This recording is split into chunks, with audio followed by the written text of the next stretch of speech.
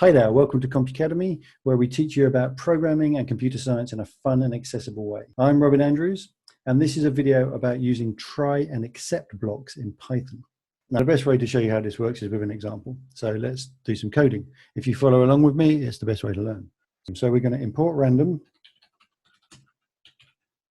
Okay, this is giving us access to various functions to do with randomness.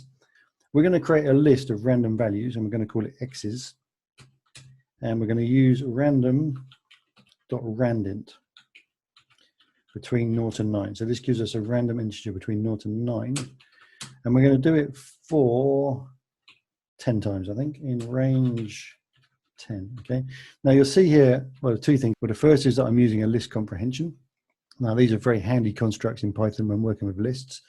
And the other is that I'm using this dummy variable because I don't actually need to use something like I wouldn't need the value of I if I did use it. I can actually just use like a placeholder, it's like an underscore, because I don't need to know the value of my counter variable. Okay, so let's just print x's.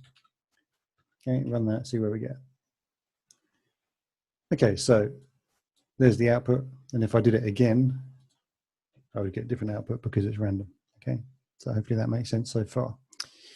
So then, let's say I want to go through my list and go through, technical word would be iterate, if I want to iterate through my list.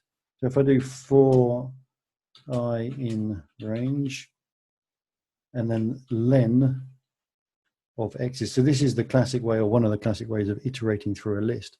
You have a range that has the length of the list as its argument. Let's say I want to print x's at that index. Okay, so here I do need the I because I'm using it later on in my print statement. Now this should be fine, let's run it. Okay, so this time pretty much what it did before, except we got each one on a new line, yeah? Each random number on a new line. So far so good. So now, let's say we want to do something like, there's a very famous algorithm called bubble sort, and there's other versions or other algorithms like insertion sort that have a similar principle, where you want to compare an item in a list with something next to it. Okay, so how would we do that? We're going to say, we're going to print x's I is equal to x's of I plus 1. Okay, it seems like a reasonable thing to do. So what am I doing here? It's going to be a Boolean because, you know, if I just print this whole expression, it's going to be either true or false. So is this one the same as the one next to it? Okay. My line numbers on again. I need to make that a default setting. So here we go. If x is I, so that means first of all x is 0, so the first one in the list is equal to the second one in the list. Then it will print true. If not, it will print false, and it will do that throughout the whole list. But there is a small little problem. So let's run it. List index out of range. Okay, that's fair enough because you think about it. We're going through the whole list, right? And then we're comparing the last one to something that's no longer in the list. Okay. Now there's different ways of dealing with this. We could kind of stop short and only go as far as list minus 1, and that would be a potential solution. Okay, because then you'd have that last one at the end to compare. But there's situations where that's not what you want to do, and you actually still want to go through the whole list. Okay, so it's a bit of a contrived example, but I want to get you seeing how this try thing works, try and accept. So what we're going to do instead is we're going to try and print all of this stuff, okay? Now this is a very, very common structure in Python. We're going to try and do something, and then if there's a problem, or an exception is a technical word for a problem, if there's an exception, then we handle that exception, okay? So if everything goes to plan, it will just do what it's supposed to do. Otherwise, oops, except.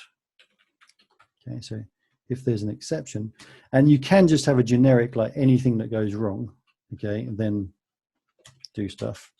Okay, now that's not recommended. I mean, sometimes it's what you want to do, but here we know that the particular type of problem we're going to have is to do with indices, and there's a special exception for that, which is index error.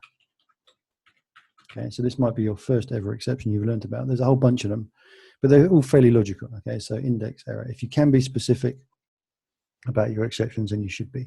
So if there's an index error, then we're going to print some informative message. That index doesn't. Now, obviously, the default error message is similar to this, but I'm showing you a principle here. Okay, so don't worry too much about the actual content of the message, or it wouldn't be necessarily be a message. It would be some logic, some code you'd execute in the case that this exception happened. Okay, so if we got that, then there's another useful thing we can raise. Okay, now raise is a useful thing to know how to do. The most common one, or one that I use a lot anyway, is raise system exit, and this is a way of exiting gracefully from a program, okay, without having it crash on you. So what we've done here is we've provided for the possibility that there's a problem in what we're trying to do in the try block. Okay, so for the first 9 items, it's not an issue, but for the last item, it is, because we're going off the end of our list. And rather than having our program crash, it's going to exit gracefully. If I've not got any typos, let's run it and see. Okay, so here, rather than having that horrible error message in red, we've now got a useful, informative message. That index doesn't exist, and we've got a clean exit. We haven't got, that messy kind of traceback that they give you if you have an actual exception. Okay, so these try except blocks are really, really useful in Python, especially as you go a little bit further with your learning journey in Python. So what I recommend you do for this video, if you want to do some coding, is simply just to code this up yourself. Okay, it's a very small program. And then maybe try some different examples. See if you can, for example, fall off the beginning of the list, or see if you can make your own situations where you're going to get an index error, and then try and catch them in some way, probably just by printing a message at this point, or maybe something a bit more sophisticated. But just get familiar with the idea. General principle here is when you're learning, just code. Just practice, practice, practice. I know it's a cliche, but just write code, change stuff, break stuff, fix stuff. That way you get that kind of knowledge base that just takes a lot of experience to get, where you're actually competent with this stuff. And then you can use some of these concepts in your own projects. Okay, so there it is, folks. That is try except blocks in Python. Hope you found it useful. Don't forget to subscribe. If you want to subscribe to my blog as well, I'll put a link in the description for the video. Other than that, happy coding, and I'll see you next time.